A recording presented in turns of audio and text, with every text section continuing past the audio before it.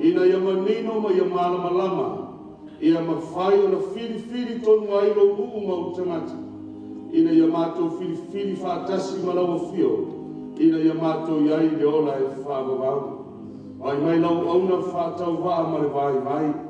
Whātumu mai le tumu o lawa whio e ala i lo ngāla paia. Ina ia tau na sua lawa whio ma. Mai au o whai loto ma whāmoe o le nei au whia. Mātou tataro lea ta mā whāmanuia mai e manu ai. E ala Jesu i lo suafo o le matataro tuai. Amen.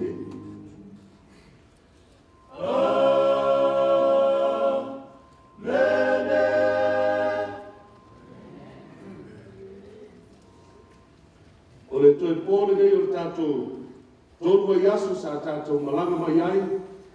I le nauaina o le tala le nei e whautuina o le tala le nei o le toi whiaua lofa a le atua mo oe. Whaftai le atua mo oe le avanoa e mawhai ai o na e whafonga mo whalonga. Whaftai foi le atua o moa le sautonga e mawhai o na launga i nai o le upumoni ma le tala le nei a Jesu Kiriso. A wā le nei whiau ma le nei tala ina o le nei tala le nei. E iei teime whasaina ai. Aisea, wai noa le whiri, o le whiaua lofa le atua, e mawhai ona lawe ina ai o na tangata, ma lawe ina ai whanau o le atua, o lo i lea lotu, ma lea lotu i lea kālesia, ma lea kālesia, a wale nei sauninga Samoa, e le whapitoa mo se kālesia, e whapitoa mo le whanau o le atua, a lato whalomo ai le whiau na le toi o mai whapitoa le toi whiaua lofa, ma sauri ai whatasi tātou, o le langi o lo tātou moni lea. Sila le le tā upo le lea fiafi. Tā upu e whautuina o le amasala e tasi, ua le whaamangaloina e le atua. O le amasala e tasi, ua le whaamangaloina e le atua. O le fiafi le o la tātou mai moai, i le matautia o le amasala, ma le mafuanga ua le whaamangaloina e le atua. E leo na wale mawhai o na whamangalo, ai ona e le tusa ma le whina ngalo o le atua, o lea ala sala, a maua ai se tasi o tātou, a maua ai oe o le whafonga i whiau o le atua, ona le whamangaloina foi lea oe, e a whaia te ana sala i ana sala le tasi, whautuina ai ta upo le nei pō, o le ana sala le tasi o le mawhai o na whamangaloina, o le whamangaloina i le atua, o le whisiri, o le ala sala, ua le whamangaloina e le atua, o le pōle nei, o la e malama ai. Le ngata e lea o le fisiri lono rua, ai se awa le mawhai ai o na whamangaloina, e le atua le ala sala, o ia la e waaia i le ala sala lea, i lona matautia ma lona leanga, ua mawhua ai o na le whamangaloina, e le atua pene e fisiri lono rua ai sea, o le mawhai ai o na whamangaloina. silo no tolu. O ai rātou o le mawhai e le atua o na whamangaloina i ai le angasala. O ai rātou o lai mai moina mai mori mawina i le upo le atua i le nepo. O le fisiri whai e ta tala i nai le autua o le tātou i tāu whaktua nepo sa moa. A whai o le atua lofa lava ia. Ai se a lava ua le mawhai ai. O na whamangaloina le angasala. Le angasala le la tātou mori mawina. I le awhiawhi nei, whai mana whionga, whai mana whiwhai, a whai o le atua alofa lava ia. Whai mana whionga le atua ta apostolo Ioane, o le alofa lava ia. Ai se au o le mawhai ai. Ai se au o le mawhai ai. O na whaamangaloina le angasala.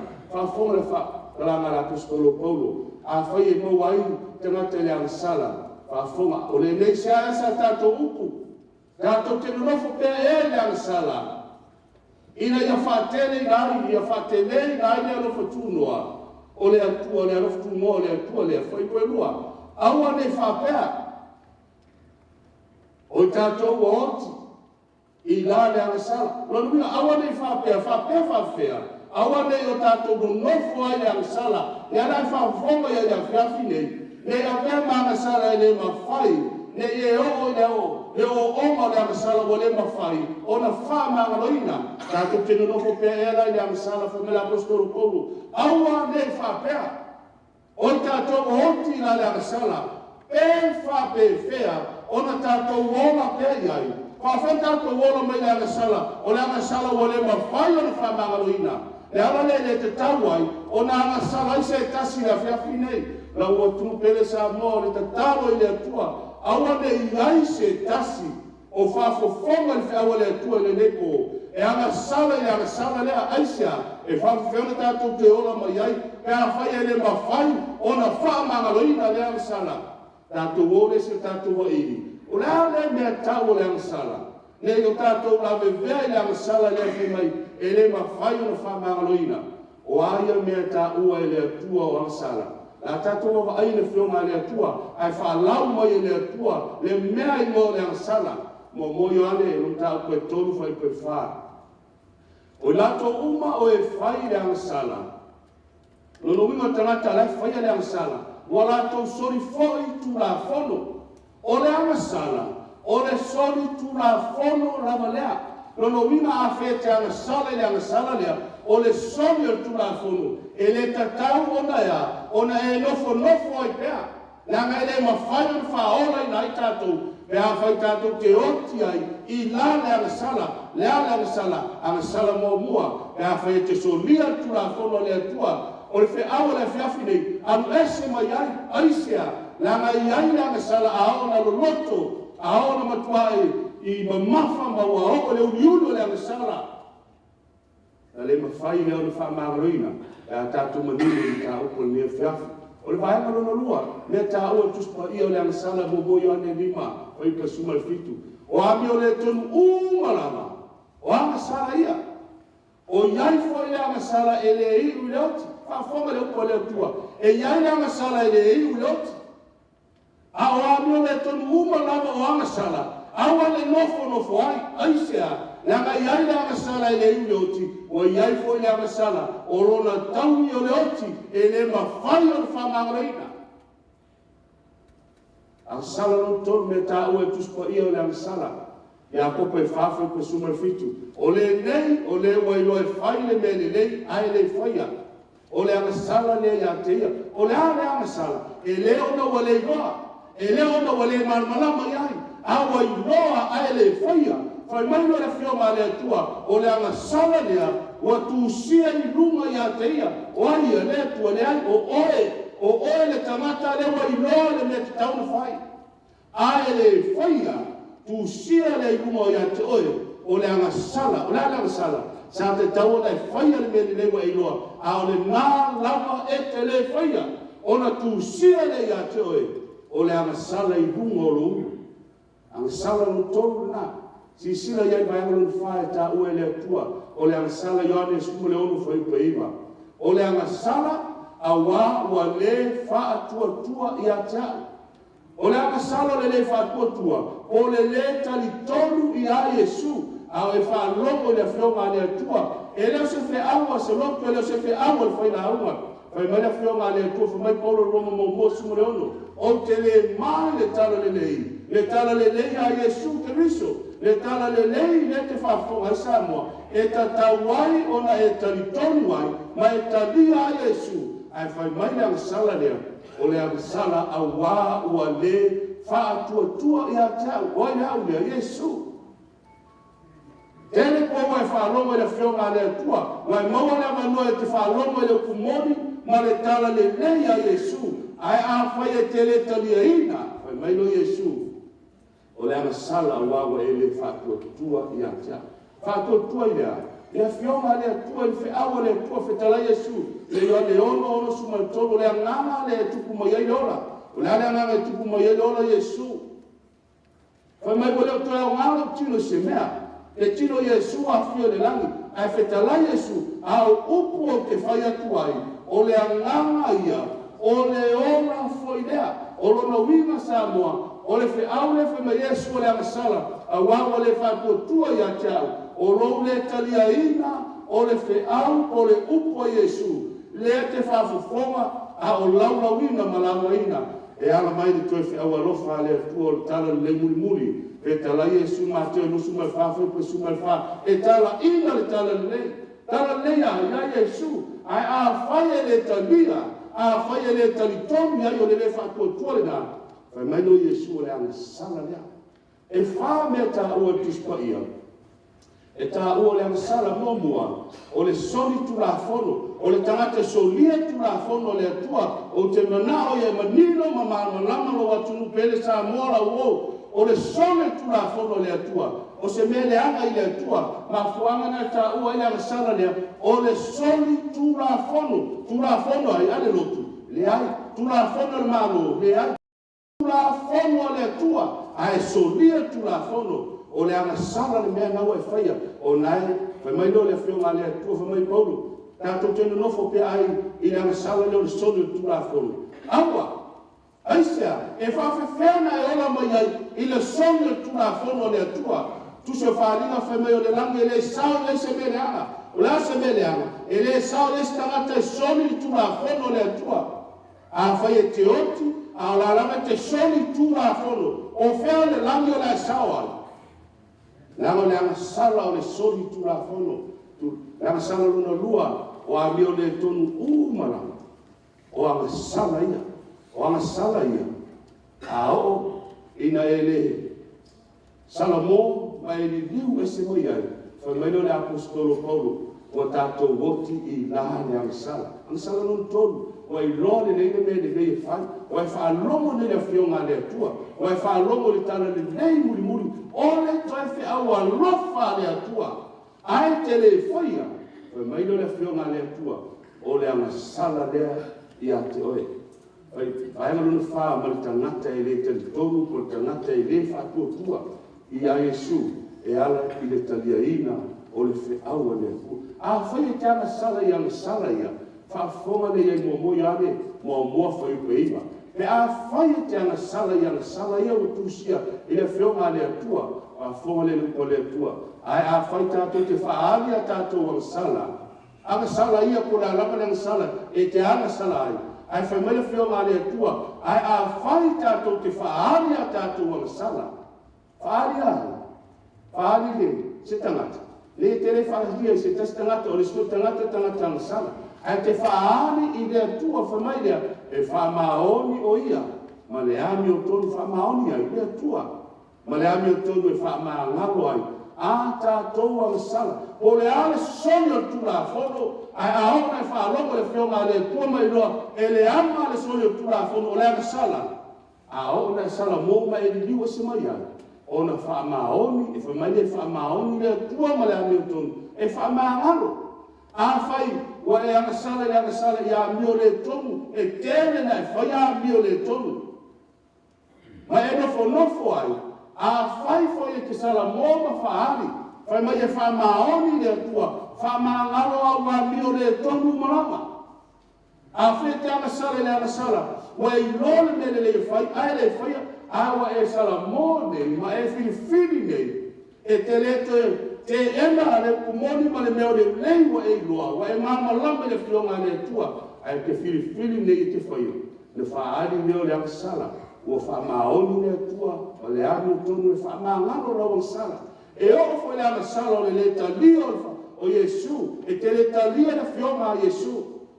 A o na e fili fa me le fionga le tua, e wha maoni le tua ma le ani o tonu. Fa maoni ma le ani o tonu lea, ina wa e wha ani wa e sala mo, fa maangano le tua lau ang sala. O la le winga le ngol wha ani tatu ang sala. A fonga tuso ngā runga, lua whai pe teo sumalvani.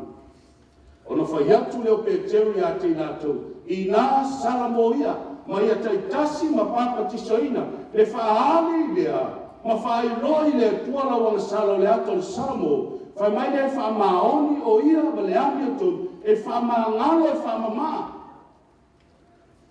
Ai a whai e te salamo, wha fonga, mai nā salamo ia mo ia taitasi ma papa tisoina, o le winga nā le whaali, e wha matala le apostolo, o Ioane mo mua whai peiva. E ana e whaari na wanga sala no winga, ua e salamo, o mai le apostolo Petero i nā salamo ia, ma ia taitasi ma papa tisoina o tō uma, i le suafa o Yesu Keriso, o le ala wanga sala ua lema na e soli tu la fono, na e soli malo le inoa, na e soli malo le malama, po le ala wa i tua i nā sala, a o na e salamo, sila le iai, whai mele whionga le atua, i nā salamo ma taitasi ma papa tisoina o tō, i le suafa o Yesu Keriso, aisea, mo le whaamangaloina o anga sala, o le ale anga sala o lo e anga sala ai, o lo matusia e le atua i le whionga le atua le mea tau le anga sala, pe te anga sala ai, le anga sala mua lua tōn wha, o le ale anga sala, a o neina e salamo. Au le mea whiasila i aile atua, salamo, papa tiso ina lori suafa o Yesu Keriso, mo le whaamangaloina o au wanga sala uma, o na maua le au tau le fwai fua mai, o le nganga pa ia rea, ai ei sa moa, sila ia, au tātou le wa ai atu le anga sala e le mawhai o na whaamangaloina, o le ale ngoa o le anga sala, a o leo ma wala mai le, o le ale anga sala e te anga sala ai, a e salamo, ona whaamangaloina lea, pa mai salamo ma papa tisoina, i le suafo Yesu, mo le whaamangaloina, o le alawa le alisala o lo e alisalai. Ta ua le na, o lo whaafonga le upua le atua, ma e lama ma e manino ai, i le tala le lei whaiwa le atua, o le whiawalofa, aisea, ina ia mawhai ona e whiriwhiri, e te sala mō ma le ana sala, ma e uiai le tua mausua avai o le baptisonga, o le awhiawhi nei, e tu sia ai le nani, whaamangaloina ai le ana sala, le te ana sala ai, le o nei nei whiwhiri whaamawa lao sala mō, ma e papatisaina, o na whaamangaloina lo leo lau sala. O le ale umina e ana sala mai ai. Ai a whaia te le sala mō, sila le upo le atua, tusi ai pelo tātou sifu fai pelo sumaleono. A wā a whai tātou te ana sala, ma le loto i ai. Lono wina ana sala ma le loto i ai. Ti ngana i rone mene le whai, ai le whai e le kea i ai, e le popole i ai, e le tāua, e whasama samano i ai le upua le atua. Mai le a whai tātou te ana sala ma le loto i ai. Me a uma o na talia o le malamalama o le pumoni, o te tasi na e whaalonga le upo le atua, ma i loa ai le moni o le whionga le atua, ma talia ai le whaatua, talia le mafofau. Mai le pēa uma o talia o le malamalama o le pumoni, ua leto e lava se taulanga mo ana sala. Le anga sala lea, o le anga sala ma le whaamawalunga, le whai mai a whai tātou te anga sala, ma le loto ia tātou loa mo lia se tasi tula a whono whasio tangata, a whai na whasio tangata o se whalawe lau whafosei, lona winga e ese lona i unga ma le whasalanga tangata na whasio tia tangata ma le na sauni, na plan lei, na te whasio tia se tangata, ma le se tangata na oti ono le meua se whalawe lave whafosei, e ese whasalanga o whasio tangata e lua, e whape nale ang sala. A whai le anga sala ai sala mo, ua whamahalo. A whai le anga sala ai le sala mo le famila fionga le tua wa fai tatou te anga sala ma le loto iai le ke tu la fono le tua e le ke ya mio le tonu la sala e le popole le tala le leia Yesu o fa lo iai e le popole foi pe talia Yesu pe ustai o ko Yesu pe le ai o le anga sala le na wa fai ma le loto fa fonga le ko le tua ya umo na talia le mama lama le kumoni wa le to e lava se taulanga ua leto e lava se taulanga mo ai mo anga sala a fai e te lon me le fai ai te le faia ai te nofo ia ma e le popola ia ile finangalo le tua o le alava sa pati por tu la fono o le ale finangalo le tua fa me le fionga le tua a fai te ana sala ma le loto iai lona winga ua faia ma le inoa o le fionga le tua o le to e lava se taulanga e le mawhai se taulanga e lenga iai na muta upu o le anga sala e le whamangaloina e le tua e le ono o le mawhai e le whamangalo a e le finangalo le tua e te anga sala e le anga sala lea o le anga sala whaamawalunga e whai amalu iloa e le ono e le iloa o iloa sa pati o le tua a e te somi pe iai wa ilole kumoni ya le tua ai te le ke ya afua anga na febere ko le tua wa le to e lava se taulanga mo anga sala le sawa mutau ko le fiafine o le anga sala wa le fa mangaloina le tua e le no o le mafai no e le ai e le o le mafai ai o se anga sala ino ya le tua o le anga sala tangata e fa mo lunga e fa ya malona iloa fai malona mautinoa, fai malona malama, o le tulafono le soli al tulafono. A fe fio mai Yesu e soli al tulafono. O feo le lange Yesu tangata soli tulafono. Mafu amena, o le ana sala e le fa mangaloina, ua leto e lava se taulanga. Mo ang sala o lo tutalo sa mo e le fiafine, awa le iai se tasi, o fa lomo mai lo leo ala le fioma le atua. E anga sala e anga sala e le mawhaia e le lava se tauranga e le mawhaia foi ona iei se tauranga e toe whaama ngalo ina i le anga sala lea sisina iei a whai o tātou anga sala ma le loto iai somi tura fono somi e tuai ma sa pato le tua le wai marama lama nei o le sa pato le tua le o saso mua le vaiaso e te le maua le fionga le tua a whaiwa i lole ami o le tonu na o lo ai mea ai no sia ma mea ai e le ta ua e le fionga le tua oni mea ai o mea o ami o le tonu na a whai e fio ma Yesu e te tau sia sa pato le tua e te fia e ai mea i sia e ai maro whamawaluma e ai maro iloa a fu anga whamai wane to e lava se tauranga mo anga sala tātou tono le kālesia, por alo iai tono le kālesia ma le kumone le pua, ua ia sa pati por tu la fono, a whaia iai na tātou wa mio le tono. Mai polo awal no fuai. Anga te wai o le sala le, ua le mawhai, ona iese tau lama e toi whaamangalo nai, le iloa le me le whai ai le whaia, o le whaatua tua i iai Yesu. O le anga sala le nasa amoa, o le anga sala le nā, ua le whaamangaloina. O lea, e iai le anga sala ua le whaamangaloina, alpe siri, o le ale ingoa o le anga sala. E iai sona ingoa. La tatu oe, a mata mai i le langi, tatu o mai e le ilalu langi, tatu mama lama lolea, i le ingoa o le anga sala, lea wa umana tau tino le fionga le atua, e le to e lava se tau ranga mo le anga sala e fai ma le roto, fai ma le loa, fai ma le mautinoa. Si sila le iai, mumoyo ane lima fai prefitu, a wae to tobo e muri mau le langi, o le tama ma le loko a toa ma le aina, a toa ma le nganga pa ia. O i la to neifo e to tobo e to tasi na vaia, o tau tino i nei le fionga le atua, e toa tolu mori mau le langa, mori mau le atua, mori mau lo ko o Yesu Keriso, e mori mau foi le ngana paia, o i tatu ke iloa, e ngā lulue whatasi le tama, lona alo ma le ngā pa ia whai mai o i lātou nia tōtou e tasi lea e tasi lo lātou whinangalo e sila fia e le tua le mea whinangalo iai lona alo le whetalai whiawan pō o te alo e whaino whinangalo awe ese ai le mea no mua sila fia Iesu o le whinangalo whaina o lo tamā aisea ua le mawhaia le mā moe po le toto o manu le whamangalo le angasala tangata tusa kenese whamai kenese mo moro sumoleono i nā tātou whaia ila o tangata i lo tātou whātusa e ngā nunue whātasi le ta māmalo na awa ma le ngā whaia ona whe mori mawai lea ina ia manino ma māmalama le whina ngalo le atua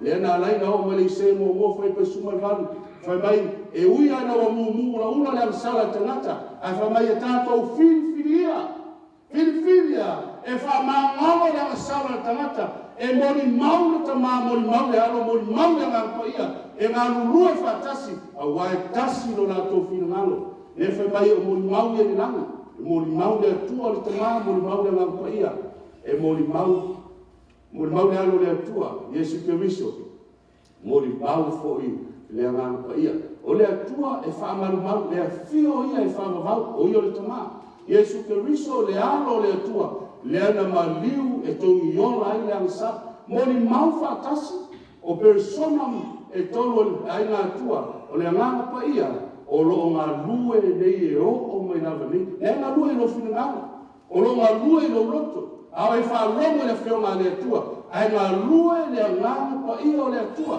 aisea la ngā mori mau le tolu le nani a o le ngāna pa ia le tasi e tolu ai mori mau le nani ai se sida i le pole tua a fonga i mori mau lo langa mo mo yo ane lima fai pe valu e tolu foi e mori mau mai le lo langa o ai mori mau mai le lo langa e mori mau mai le langa le nga paia ma le vai a toa ma le toto o le tolu foi e au atu ia i le mea tas sida i mori mau le langa la ia i le nga paia ma Iesu Keriso ma le tamā le tua awa sau le mori mau le langa e iai fo'i ma le nganga pa ia e tonu fo'i e mori mau o le ale winga o le mori mau si sila iai mori mau a nganga pa ia o lo o ngā lue lo whinangalo o le toto Iesu e tau atu ia to e ua uma o na whaia le tongi ola ua uma na maliu Iesu mo oe ma fuanga na mori mau lau langi e le mai liu Iesu le langi na maliu le lau langi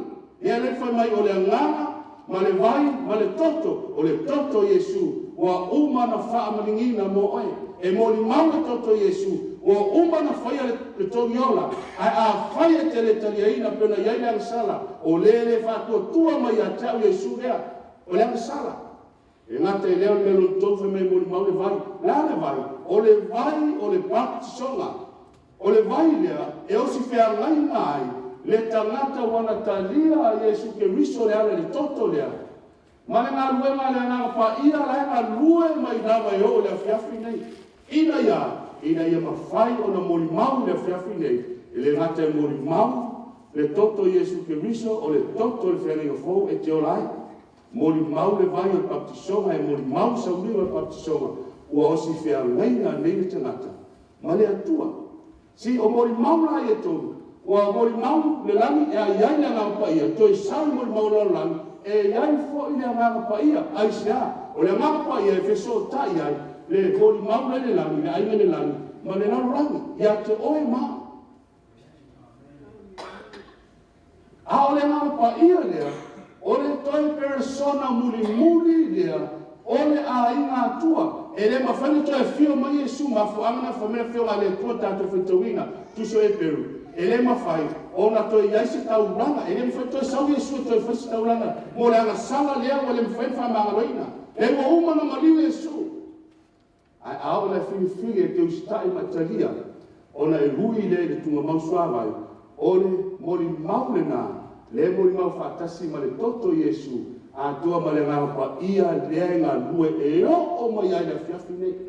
E a towa aina iai, i mafua amana, e anga sala i tangata i le anga sala lea, o le anga sala e le whamangaloina, ma le ngō le anga sala e le whamangaloina.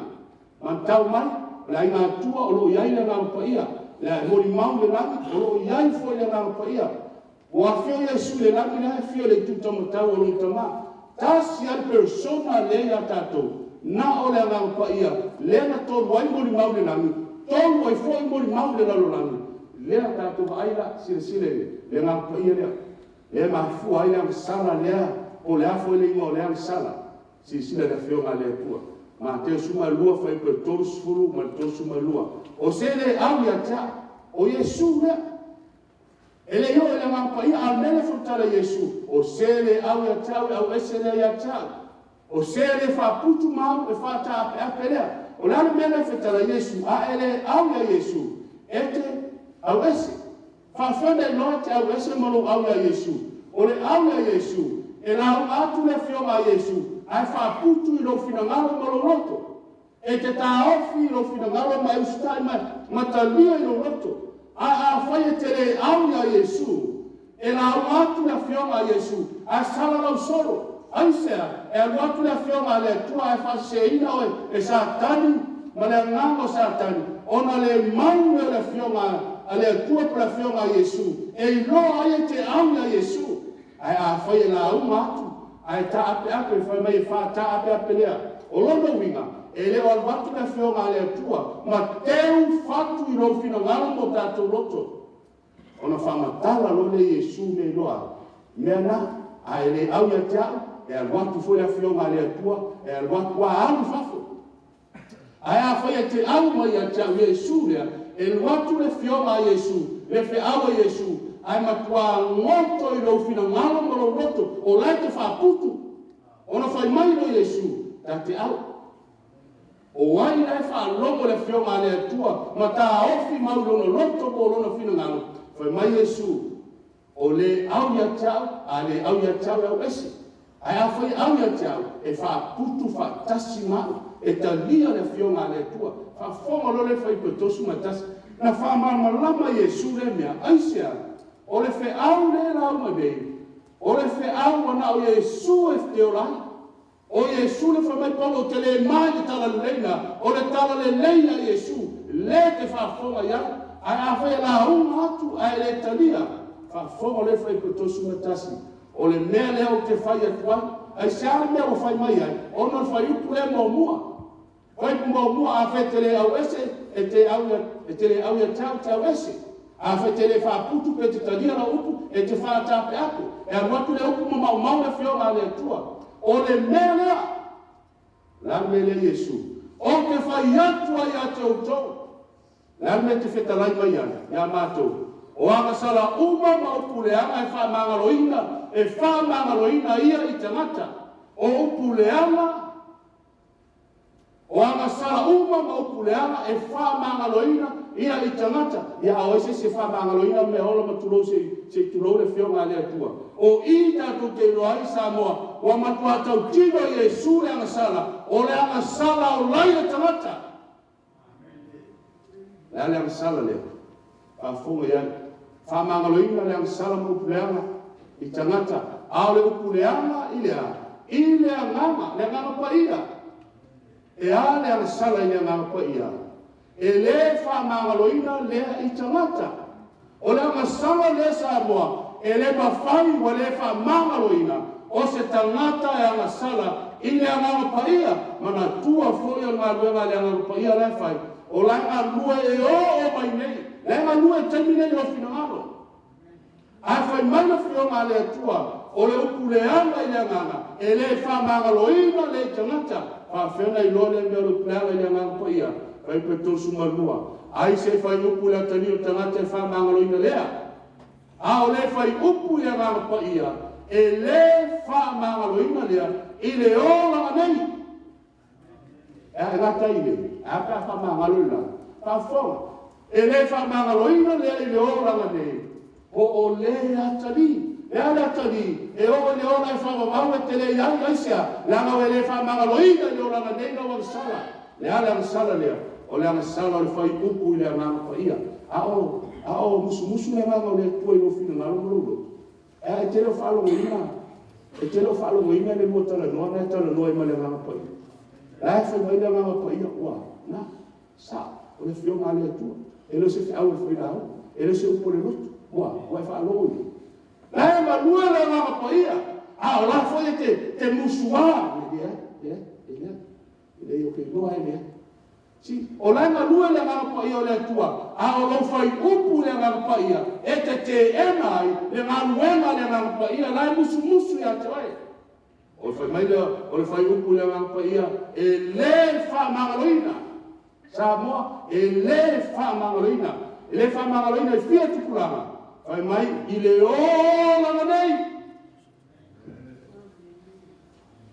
E ine wa yesi se ta alo le nga pa ia. Au. Langa ele fa mangaloina i le o langa nei. Na iai le sura sa fai sa patila. A fai te fili o lau filifilina e te tandia le fionga le atua. Manuia whanau. Ai a fai te fili e te ena. A fai te ena. E ola mai foi whanau te ena. E te ena le fina ngalo le atua.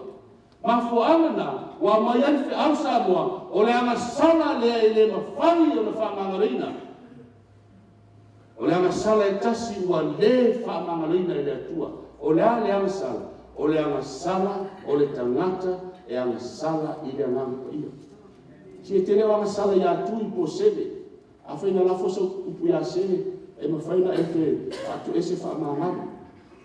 A o le anga sala lea, e te leo anga sala i atu i ma sebe. O le te anga sala i le anga pa ia. O le persona whaaiu, o le persona muri lea. O le mori maua le langi, wa fio mai whai anga pa ia. Ina ia mori mau atu le toto i Yesua ma liu mo oe.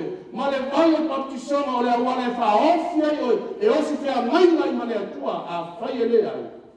O le anga sala na. O le tangata e anga sala i le anga pa ia. O le tangata na te ena le ngā luenga le anga pa ia lai musumusua. Ina ia malama ati le mea. Ina ia malama i le anga sala i le anga pa ia. Ina ia kua mamino le mea. E te tau. Ona tātou malama i le ngā luenga le anga pa ia. O lo whaia mori tangata. Pero whaia tu lai ngalue. Lai ngalue. Ai le leo tātou wa ai po. O whea mawai nā mea. A whunga iai.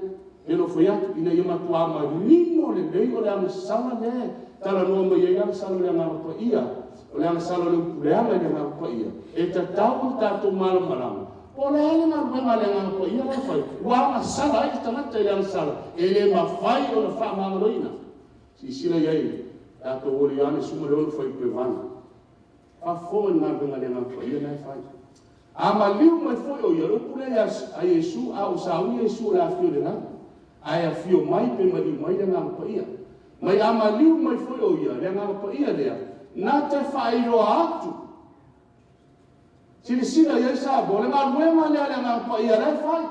Nā te whairoa atu i le ralurangi, le anga sala, ma le ame o tonu, ma le whamasinonga. A o la unga atu le anga sala le soli tu la fono. A o ngā lua le ngā pa ia, sa o na te soli tu la fono. Ta ua tu ia te oe, o la tu la fono na te solia. Nai, e whai loa atu e le ngā pa ia, ka whai o iese ami o le tonu, nai te whaia. O mai a le whiawhine, o lai whai ana ami o le tonu. O le anga aluenga le ngā pa ia. O lai whai loa atu ia te oe. O le anga sala le mele nā. O le a lama le anga sala. A o le ngā luenga lea le ngā pa ia. O lo whaia nei, o lo whai loa atu. O lo musu atu. O lo tau atu ia te oe. Le anga le anga sala. Ai a whaia te te ena. Le ala lea lei ona, anga sala i tangata i le anga sala. I le anga pa ia, e whai mai asu, o le anga sala le ngā, e le mawhai o na whaamangaloina, i le oranga nei, o le atari. O ngā ruema nā le anga pa ia. Le whai loa atu tau atu ati oe, a e so lia tu la fono, whai mai le anga pa ia. Au e te so lia tu la fono, o le anga sala le mea nā. Awa te whaia le nā meo le tonu, wa e matua nā lawa e whaia nā meo, wa e malama le whionga le tua le nā lawa te amio le tonu. O le a lawa le sala, sa moa, o lai whai loa atu e le nganga pa ia le atu oe, a o tau alama atu nei, na o tau wale tu te whafo mai le leo. A o le nganga pa ia, o nai fina ngalo ma loto te totas, o lai whai la ngā luenga, o lai ngā lue, e ne moe le nganga pa ia. A o la uma le whionga le atua, a o lenga lue atu i lo fina ngalo. Se iao, na e filifili ai, a whaia te anga sala ma le loto i ai. O le ale anga sala o anga sala ia, le te ang sala ai a fai te le sala mo mai ai ma e ta lia le ngā ruenga lai fai lo atu e le ngā paia o le ang sala o le ang sala o le ang sala le mele nā ona le mawhai ia e ona e ang sala le ang sala i le ang paia fai mai Yesu e le mawhai e le fai mai ua le to e lava fo se tau ranga mo le ang sala ina ua fai lo atu e le ang paia ai te ena musu atu le ngā paia ia toe o le anga sala lo lole leo le me fai ai le faia a la lama le faia o le anga sala nai lunga ia toe a faia malo loto le nāmea le toi lava lea se tauranga mo le nāna sala lea nā le feta la Yesu o le upu leanga le nai le ngā paia e le wha ngā e meri tāna le swifea o maua mai ele loko o mo mai na fafo ele to e watu se sinya o ringa mai tele ina le fio ngale atua wa ana ina se manu e fa pe mai a mene vi ia le atua e sa o le aga sala le e le fa na loina pe a fai o le na lue mai le na pa ia le atua ai te ena maleta le ina ia fa fo ma le fio ngale atua fa fo le para apostolo Paulo mai Paulo na popoina o mo te saloni e lima foi po sumariva aua tau te tineia le anganga e au fia le lea fiafu au e wha longo i le mea tau le anga sala o le anga sala o i loa le mea le whaia o abio le tumu umo le anga sala o le wha tua ia Yesu le anga sala o le sole tua fono le anga sala a whai o i loa le anga sala o lai whai loa le anga paia a te tineia le anga paia ma fua anga le na e le pa whai ai o na wha mangaroina o le anga sala i le tangata e anga sala i le anga paia le ana lea whamela apostolo Paulo aua le tineia aua le titinaina ai titinaina se tangata e ta fiti a vai uma o le aso manatu le anga paia na anga lue na whai loi lo fina ngaro le mea ta o le anga sala aua le anga sala i le anga sala i lo whaia malo i loa na i loa i lewa e te ena le anga paia o ua e upu leanga i le ngā paia. Le whaimela popoina Paulo aua tau te tineia le ngā paia. Aise ai, o le atua le tamā. Sai le teimi na whetalai sao atua tala noi au na perfecta. Wa, o man teimi o le atua wafio mai mea suke ruso. Sau Yesu ke ruso whai le tau ranga i tongi ona. O man misiona Yesu wafio le nana. Ai whai mai Yesu. O te anu ai maliu mai le ngā paia, maliu mai o ia, e whai loa tu pēr ia te au tau le amasala, whai loa tu ia te au tau, whai le ami o tonu, whai loa ia te au tau, e iai le taimi, e whamasino i nai oi. Toi pau ala lea o persona muri lea tu toi me, toi au le ngā paia. A e le tania ina le loa le ngā paia, ma e te ena ma e ukuleanga le ngā paia. O le ala, o whea la, e eise si persona lona wha, e ma whai o na mau ai le wanoa, o le tangata wanga sala i le ngā paia. O le eise si persona, pau wa le persona, le mori mau le langi to toro le tamā, le ala ma le ngā paia, le awhua mori mau le lalolangi, mori mau le a, e ala le toto Yesu, le tala le lei, ma le whaala tanga le na uma le tala le lei, o le toto le whenenga fōu, ma le vai e patusonga le awala, e te rua osi whea ngai ngai, ma rua le lei ai mai Yesu. A o lai, musu mai ai le ngā paia, o ronga rue nei le ngā paia, e taua nau oi, whai loa ia te oi, e musu ina ia e la mamaina. A when whai le mea, sisile whamtaranga le apostolo Paulo le mea, Roma e vanu whai pe rosu mareono. E whapea whai lea nganga o fito soari mai lo tātou vai. Oi le nganga, lea nganga pa ia le tua. O lo fito soari mai lo tātou vai. A wā tātou te rei rome, tātou te ole kuai malitusa. Ai pe tai o lea nganga pa ia. E whautua o ia mo i tātou. I le oi le mawhai, o na talaina. Sila ni ngā lea nganga pa ia. O lo ngā lue nei. Au fai mana whenga le atua. Ele se ngā ruenga whai o fie. Le ngā ruenga le ngā pa ira lai whai nei. E whai whenga i doa. Whai mai. Ai peitai o le nganga e whautua o ia mo tātou i le oi e le mawhai.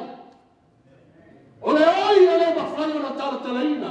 Ma fuanga na Samoa. O le anga sala au na anga sala i tangata le anga paia. Aisea, e oi le anga paia o la e oi. La e oi e whai noi atu e anga sala. O la e oi e whautua i atu e. E mei lea, e whautua o ia mo tātou le oi e. O na taratalaina. Nono winga wa uma upo e whamatarai. Le ngā ruenga le ngā paia. O la e whai ma le oi ina ia. Ina ia wa ina ia ta tala la whaalongo. Ta tala la roto. Mafo anga lea roa tunu pele Samoa le fia filima le afia. O le anga sala le le ngā paia. E le whaamanga le whita la Yesu. A whawewhea le whai ma le oi. O la e oi le ngā paia. I le whai loi atoe. Se le anga la mena te whaia. O le anga sala mena te whaia. Le ala lea. Le atunu pele ma le afia le lea fia. O le whautuanga la lea. A lea tua. Sisia whautuanga lea tua mo tangata. Ina ia awane i anga sala. O tuanga ina ia awane i anga sala. I le ngama pa ia. I le anga sala lea i le mwhai. E le whaamanga loina. O le anga sala i le ngama pa ia. Whautuanga lea. Sisia le whautuanga lea tua. Yo ngā lea tua le mea. E feso e whawhi ko tos fulu. Aua foi tau te whati ngā i le ngama pa ia o le tua. A whai wai whaafonga le whio ngā lea tua. O lo whautua ma le oi e le mawhaina taratarei. O nā maina whautua. Aua te whati ngā. Aisia, nā fua o na whautua ma le oi. E alani mai. E peni poloka an la na e poloka i nai. Le upo le atua i lo fina ngano i lo talia ino le whio ngā lea tua. Le ala le whautalaina le apostolo kou. Le whautuanga, le ngā ruenga le ngā pa i o lo whautua i ma le oi. Le whai mai le whautua. Aua foi tau te whati ngai le nganga o le atua. Ua whamau whai longa i nai o tau ia te ese i au i le ase whaola i nai. Aua. O le mamau, aua te whati ngā. Aua lue le nganga pa i o le atua i lo whina ngano le whiawhine. Aua e te whati ngā. Rono winga, aua e te tineia. Aua e te whati ngā. Aisia, langa o le anga sara nai le nganga. E le whamanga loino te ngata. O le whai upu le ngā pa ia, e le whamanga loina le i o langa nei. O lea tali ma fuanga whamea whio ngā le tu. Aua te whati ngā. Awa a whai te whati ngā i le ngā pa ia. Ona e anga sala lea. I le anga sala i le ngā pa ia. Le anga sala i le whamanga. A te aua whati ngā. Aua te tinei a le ngā. A uo le hipo. Aua whaalongo le whio ngā le tu. Wa e loa le me. Wa e mamalama le le pumonia le tua. Ai te whawhaiota. Mai manako e te tinea le ngā. O loo musu ma whae loa. Manga lua i lo whinu ngana. Mo tātou loto. Sila i le launga se te whanu. Na launga se te whanu i ta ngata o Israel. Whai mai o tau e ua ma aaua. Ma ua le peritamina o loto matalina. Ua o tau te te atu pea lava i lea ngana pa ia. Na launga se te whanu. I ta ngata le nua le tua. Launga i hayutaia. Launga i ta ngata o Israel. Whai mai na whionga le tua. Whai mai na launga. O ewa maa, o tau ewa maa ua. Loa ne se te whano. Le maa ua o le nuko o le tua. O la le unga tātou rot tala ia se te whano i na uma. Uma na la uma e tau ai maa oti. Pasioti ai le nuko aisia. E moni ma wha maoni le whiau na la uma i na se te whano. O la le whiau se te whano na la uma. O tau e maa ua ma wale pertamina o roto matalina. E maa fua o na maa ua. Ma le pertomeina o talina, whaafonga ni mafuanga. Ua outou te te atu pea lava i le anganga pa ia. Sa mōi mafuanga e lei, ona maa ua, ma le pertomeina whaalongo le whenga le atua. Ona whai mai le la unga se te whanu. Langa o nai tau te te lava i le anganga pa ia. Pei outou ta maa ua whaapea fwoi outou. O lau te talo le mea fia, ia whiawhi Samoa. A o whaalongo mai whaafonga le upo le atua. E neang sala e le whaamanga loina i le atua. Aua le iaise tasi e whaama aina lana whaafonga o lana whaalongo. Aua le iaise tasi e peirona loto le nuu. Na le pertomeina loto matalina le whaalongo le whionga le atua. ma lātou te ai le nganga pa i o le atua. E ala le whai mai Iesu o se le au atia e au e se lea i atia. O se le whāputu whātasi, whāputu maa e whātā ape lea. O le mea lea o te whai atu ai a te uto, o anga sala uma ma upu le ama e whaamangaro ina ia i tangata. Pamele po Iesu, o anga sala uma ma upu le ama e whaamangaro ina ia i tangata. Ai a whai e te le sala mō i le anga sala. O lo e anga sala ai ma e furi tu ai. Whai mai lea o le upu le anga le nai le anga pa ia. Whai mai lea a o le ua wa upu le anga i le anga pa ia. Le nganga le tua sa moa e le whaanga. E leo sa u. A whai te tofo e lupo le. O oi mau e le anga sala e le whaanga ruina. Na le me whai leo na i aiso whaamo e moe. I le langi ma leo lai whaanga. O oi e ta alo i le nganga pa ia. Ma tu si ai lo mo le tusi o le anga sala, o e anga sala i le anga sala, e le mawhai, e le whamanga loina i tangata. Lai tau tala i tangata. O le anga sala i tangata, e le mawhai o na whamanga loina. La uone le afiafi, aua ne tu si alo mo le anga sala lea. La anga whai mele whionga lea tua wheta lai Iesu, e le whamanga loina lea, i le o langa lea. Ma le ea tari. E le whamanga nui. O ai la sisi o tātou e fia ta alo i ai. O ai sisi o tātou e fia whātau te i le ngā luenga le nganga pa ia nai ngā lue nei i lo fina ngalo ma lo roto. O ai sisi o tātou e mawhana si ai se liba se tasi. O te mawhai au na te te le nganga pa ia.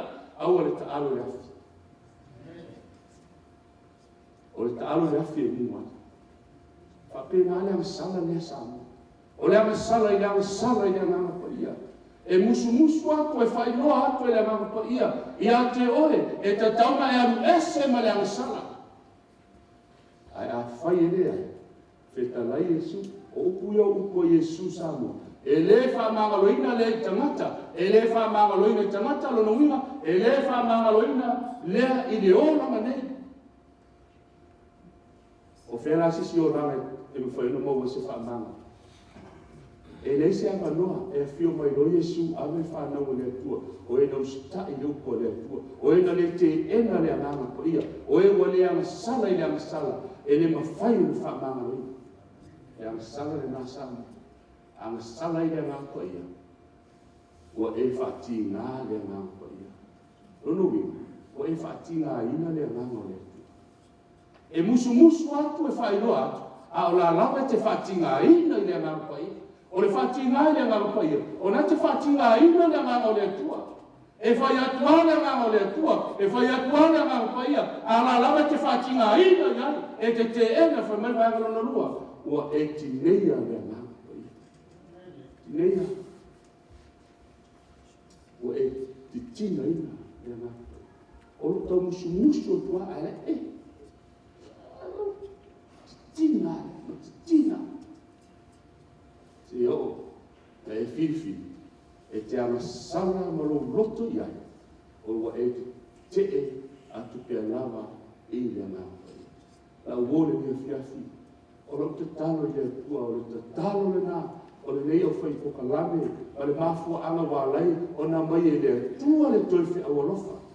Aisea, aua me e ana sala i le ana sala le, e tu sia rolondoa, e ne mwhai tawese. Aise, anama opo Iesu, e le whamangaloina i tangata, e le whamangaloina i loranga nei o le atari, e pisia lolo moa le angsala lea. Sorry, e le mawhai. O le mawhai. Lafu amana aua le Iesu tasi, o whaalomo mai upo le atua. Nā te whati ngai le ngaupa ia. Ma e ti nea oia, ma e whiri ai, ma lo roto ia. E te atu pia lava i le ngā pai. A whono po le atua. Ka tusi kene se ono whai koe tō. E talai ane leo Iova e le whawawau na whi ngāua lo nganga matanata. A o iai le lau rangi tuai. O i roa e sila fia i le atua. le ana sala o le lalolangi ua iai. Ona fai mai leo le atua e le mawhai. Ona tu ai pea. E fai ai pea le ana sala. Le ana e le whaavavau, ona whinau, o loa nganga matanata. Sa moe whapenala ngā ruenga le ngā paia. I le pōle nei, a o e whaalonga le whionga le atua. E mai le atua e le whaavavau. Ona whinau pea lonanga. Molo whina ngalo mo tātou. Mafu ana au te whatuai. Mafu ana sa mo au te whai upu le ngā paia. Au te ana sala e le ana sala e le whai. Ona whaamangaloina. O le nei, o le mea o iai le whaamangaloina o iang sala. Ua le aise toi tauranga mo le ana sala.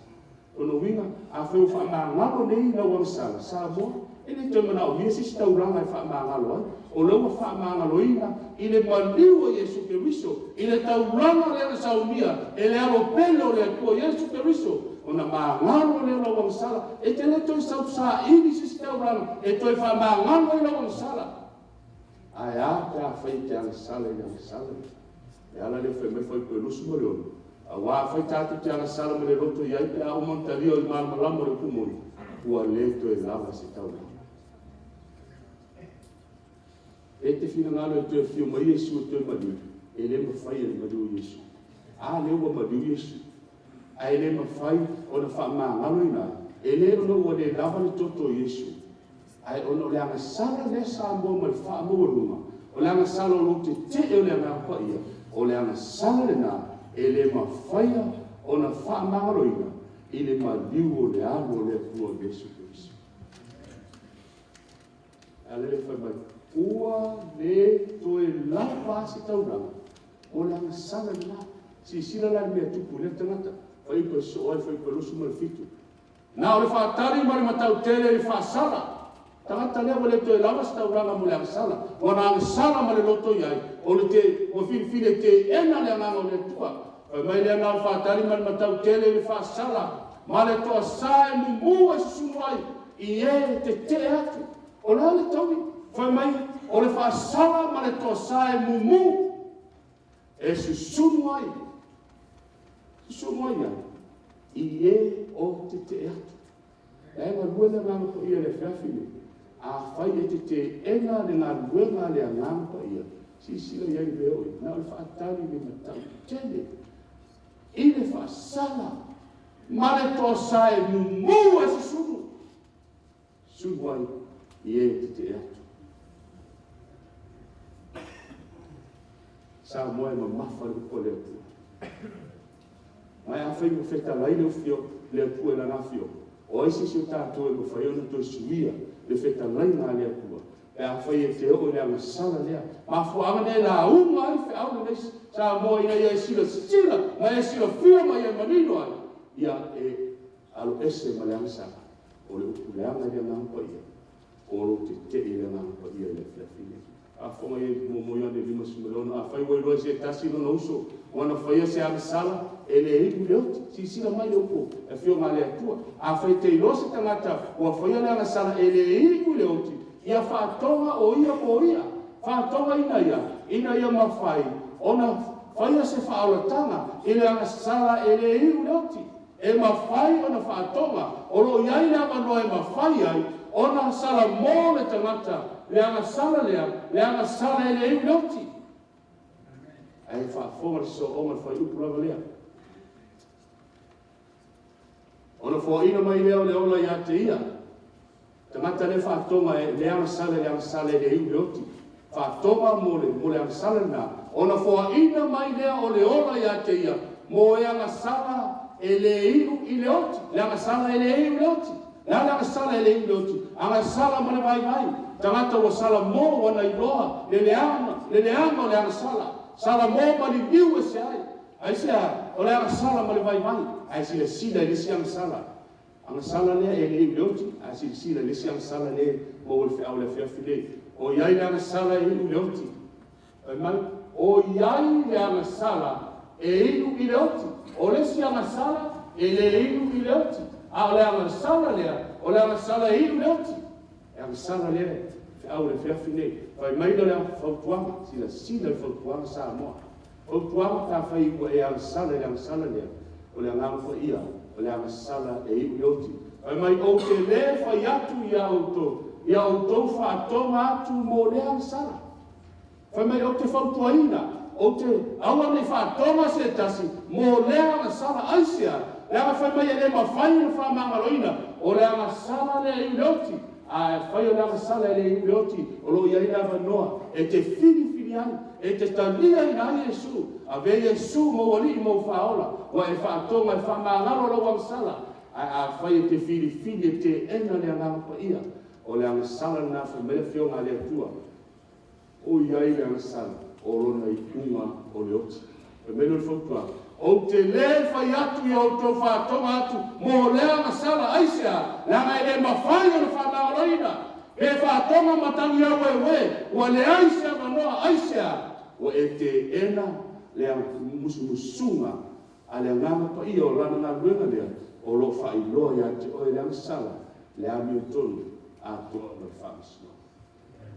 Lea e le whai mai, e lainga Yesu, ai se whai upu i lata, li o tangata Samoa, e whaamangaloina lea. Au le whai upu i a ngangapa ia, e le whaamangaloina lea, i le ola mene. Samoa, tene noku whaafutolu me sau le maa. Ala se mea o mai e, o tau mai e, o le puru nau o le nami, e tau atu ia te oe, e le te maliu whaanua Yesu, e whaamangaloina amasala, i le amasala wa le mawhai nei na whaamangaloina, e le mawhai o na toi aise si tongi ola, a whai e te pureanga le ngangpa ia, ma e amasala ai, ona e amasala le amasala le whaamangaloina, i le ola nei, si o lava, i le aso atali, i le aso e fio mai a Yesu, e le whaamangaloina. E ala le Samoa, au e ole nei, fe au te fili. Ka mena apostolo Paulo, whaauta. O le leile tau sanga e tari le leia mai ai. Whaauta o le leile aso e whaola ina. Aoa nina e fili na whiawhiri. E te ena le ngā ruenga le ngā mpa ia. Awa e fili o le aso le nei, o le teimi le nei, o le pōle nei, e te tari le leia ai. Le whaola tanga na whaia Yesu ke riso i Kalvario. Ma le tala le leiwa e whaafofonga iai le tomo wa yaso. Ma pōta i tasina e whaafofonga iai. Whai mailo le apostolo fo. Whaauta e leo le. E leo le teimi e le. E leo le afiafi e le. E leo le tausanga e le. E te tali le leia ai. Yesu e ve mo wali i mo whaola. Ma e le te ena ai le ngā buenga le ngā mpaia. O lo ngā lue, whai mai o lo whautua ma le ori e le mawhai. O na tala ina i lo whina ngaro mo tātou lotu. Ai whai mai le whio ngā leo. Whaauta Samoa. Whaauta Samoa. O le aso e whaola i mai. Le aso e whaola i mai. Whetalai e sui mariko sumo le ono, whai ko sumo le ono. O le whātua tua ma papa tisoi. E whaola i mai. Le aso e nā le, whai mai ene apostolo Paulo, whai mai whaauta. Whaauta o le nei aso e whaola i nai. Whaola i nai da. Whaola i nai ina ue whiri le whiawhine. Ue whiri ai. E te rua osi whea maina mai Yesu. E ala i le baptisonga. Whai mai lo Yesu. A whai e iaise tasi le whiawhine. E whātua tua ma papa tisoina. Mai tale Yesu fetalai Yesu o Yesu fetalai e whaola ina. A o le whātua tua. O no winga i te ena e musumusunga le angapa ia i lo whina ngalo moro. A whonga le ko Yesu. A o le whātua tua no winga i le baptiso. E whaasale. Samoa o leo mani ale whiau e nefia. Wa ai i le angasala i le angasala. E le ura i aimata alo i ese tangata i le ngangapa ia. O lona te ena lea. O le ngā luenga a le ngangapa ia. O lo ngā lue i o tātou roto lea. A whai e te e. Rono winga e le whākuatia. E le baptisoi. Whai mai upo Yesu. Tūsia e whāsalai. Na uo le le whiafi. Seale me whātuai. O le nei foi seale me whātuai. O le whiafi nei tula ia ma ia papa tisoina oe ma ia fufulu e seina au agasala i lo wala au i le suafa Samoa mai fesili e fiafili se a le me whaatuai wai whaafonga le fiafile i le agasala matui e matui iai le atua o le agasala e matui iai le atua le fiafile o le agasala i le angangpa ia whaafewhena whai le agasala i le angangpa ia o lo whaatinga o lo tineia se ona e fifili e te i le angangpa ia o le atua ai whauta Samoa o lo iai le wala au le fiafile se a le me te whaatuai wai whaaloga le agasala e le mawhai o le whaamangoi e te mana o e te agasala ai ina ia agasala ai oe maloa ina Samoa o le whiau ma le wala au le fiafile tula ia ma ia papa tisoina oe ma ia furu e seina au agasala i lo wala au le suafa o le o le whiau le lea fiafi Samoa whai mai Yesu a whai e le au ma e au ese a whai e le whaakutu whaatasi ma e whaata ape ape ina a e whaafonga e whiau o le lepo o le uko alofa le atua e la uma ina Samoa ina e mori mau iai oe mori mau iai le whaamaoni o le atua e le ngata e whaamaoni o na alofa a e leo se tangata le atua e pepelo ai ana foraforanga a whai e te whiriwhiri na whiawhile te whiriwhiri mo Yesu ma e la mona ina e uina ti ngā le whionga le atua e whamele whionga le atua o le penu e tau whai ma ai o le tūsa e te la mona ina e te la mona ina le mawhatia e te la mona ina le ma ai ma le loloto le whionga le atua aolo ufitai mai ai e mana onga le langi e whailoi a te oe lona alofa le alofa lea ni whai mai Yesu au whai atu ane o tene tā la no o se ngā ai whai mai Yesu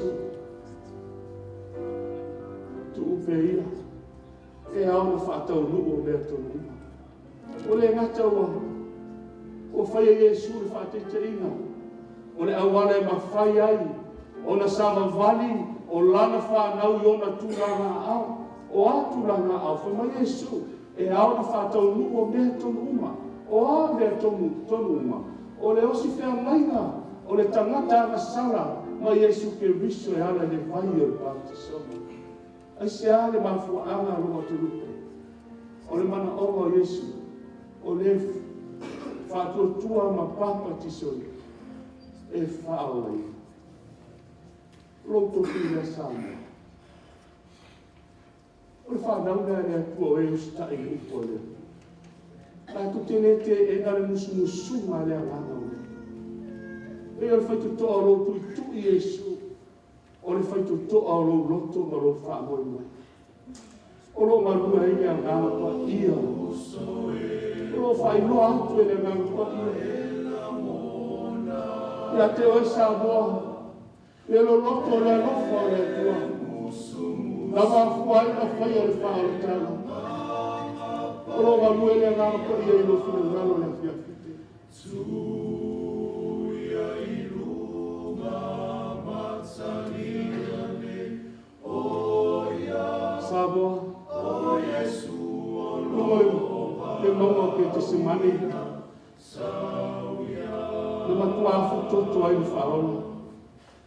Na matua la ngona ai le o ona o le oti o la ia uia o tani ai lona luto e te enu whai o la whatau ruina le whaola tala o mai paulo tuso koronito a wa o ia na le igore ang sala whai ane o ia maa sala o le sui o tato e se awa sui ai e sui tato i pale valio le nasa talo le oti e mai ina ia vea tato ame o tono le tua ia te ia le mala auna le lefta e au na awa mai na lona ina le matau tia o le alofa na tua i Yesu o na mamanu ina ia ola le tangata sana. Ina ia mawhai e tangata sana. Ona maua le amanoa. E fili ai. E fili ai ina ia le lofo le amsana. Au sana mo. Mawhai loa. E le ama le amsana. Mai leo le fio ma le profu me la apostolo Peter. Ole e salmo ma te tasi ma baptisoina mo le fa ma roina o sala. Ole ato tamata o fili mo Yesu. Ele popole upu matala tamata. Ale fili o fia ora e ora e fa mau. La fia fili sa mo te salmo ya Yesu. Sau ya teia te sau ya Yesu. O a mea le meso i fuanga e tau fia. Sa moa, a ona e fili a fiafile e te sau ya Yesu. O e tali a ina le whaola talana ka whaia i kāle māru. E a fiafile o ia le wala au. O le wala au, whapitoa mo le whanau a le fua. Ina ia awa lava i te ena le anganga pa ia o le atua. O le amanoa le alo musu ai le nganga o le atua i atua. Sa mota e au te le silafia. Me tato te audia pere ai. A o le afiafi le nei sa moa. O le amanoa le wa ioa au. O le amanoa le wa ia tato le afiafi le. E te talia ai se. E fai mauali ma ufa aula. Ai awane e te ena le ngā luenga le ngā luenga. Sa moa le fiafine, olo iai le wana alfa pitoa.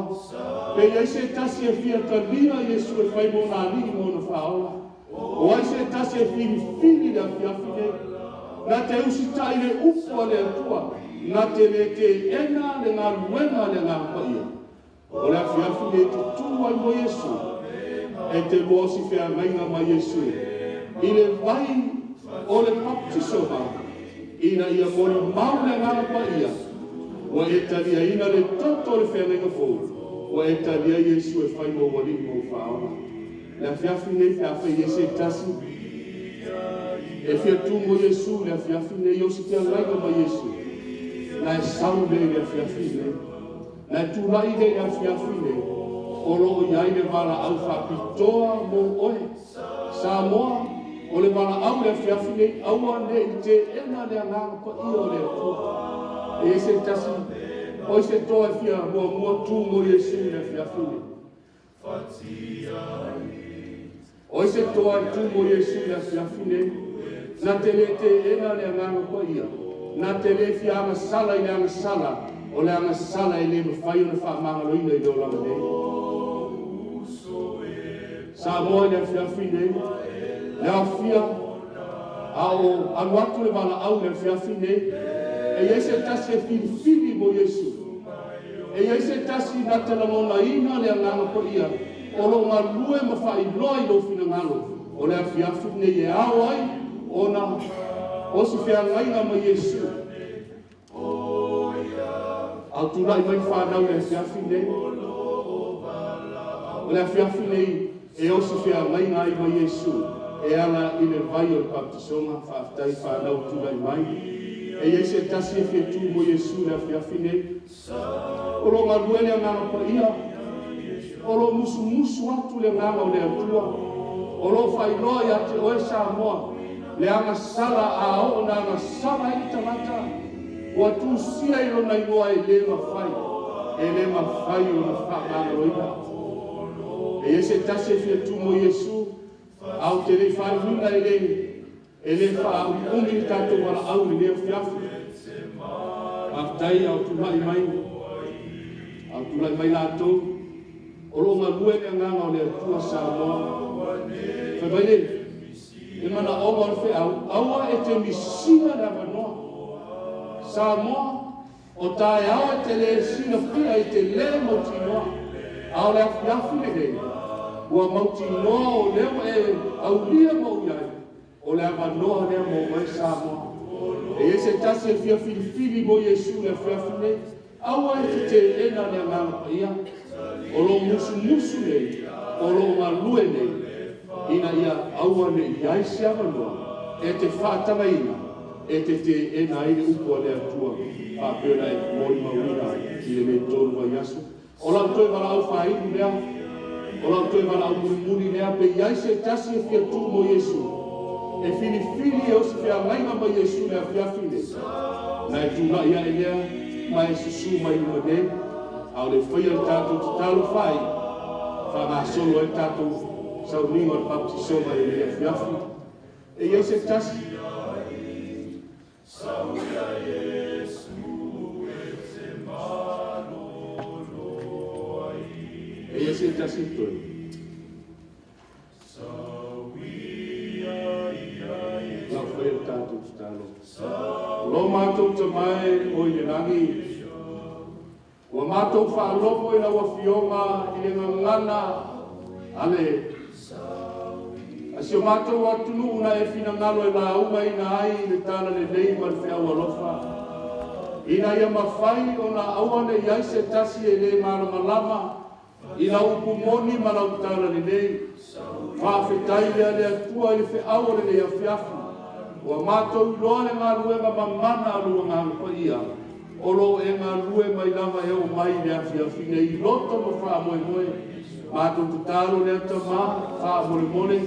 Ia nganue pea lea nganga o lau fio, ina ia awane iai se tasi le ne afiafi, na te misia le avanoa e au maia mo i mātou, mātou te fili ai, e osi fea mainga ma lau fio e ala, i le sau minga o le baptisonga i le ne afiafi, mātou tu talo lea le atua, ia iai lau whamunianga au iai le vano kilfilinga, nisi o sio mātou atunu i le nei po, au e te tu lako ina i lātou, se iau o na lātou fili whatasi ma lau fio, ina ia whaia lo fina ngalo, sa unia whatasi lātou umatama, mō lo manu ia i le langi ma le ola e whāgamau. I ia lava oelo mātou atua whawhetai tene, whawhetai lo alofa, whawhetai lo wanganere.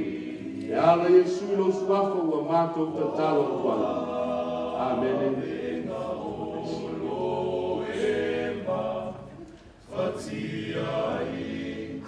Sauia Yesu.